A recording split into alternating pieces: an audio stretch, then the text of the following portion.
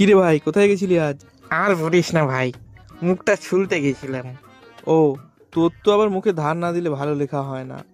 হ্যাঁ, এই ধার দিয়ে দিয়ে আমি সাইজে ছোট হয়ে যাচ্ছি দিন দিন। ও, তাহলে তুই ক্যাপ কিনে নে। দাঁড়া দাঁড়া, যা বুঝলাম তোর দ্বারা কিছু হবে না। সেই তো যেখানে সেখানে গড়াগড়ি খাচ্ছিস।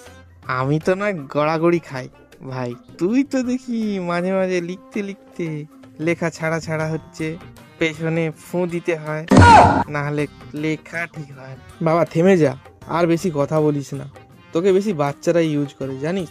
আমি তো থাকি ভাই অফিস, আদালত, হসপিটাল, সব জায়গায় আমার হাই ফাই ব্যাপার। তো কি হয়েছে, কালি শেষ হয়ে গেলে তোকে তো একবারে ছুঁড়ে ডাস্টবিনে ফেলে দেয়।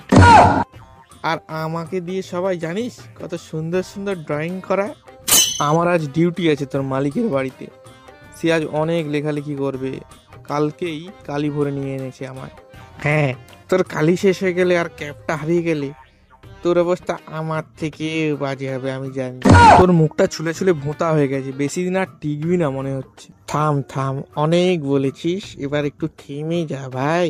তাহলে শোন, জ্যামিতি করতে গেলে, স্কেচ করতে গেলে, সেলাই আঁকতে গেলে, প্র্যাকটিক্যাল করতে গেলে, আর অফিস আদালত সব জায়গায় আমার হাই ফাই ব্যাপার এখনো লাগে আমাকে। আমার ফ্রেন্ড ইরেজার আমি কিছু ভুল করলেই মুছে দেয়, আমি সেটা ঠিক করে দিই। আর তুই একবার ভুল করলেই সেটাকে কাটাকুটি জড়িয়ে হোয়াইটনার দিয়ে ঢেলে ফেলে কাগজটাকে নোংরা করে ছুঁড়ে ফেলি।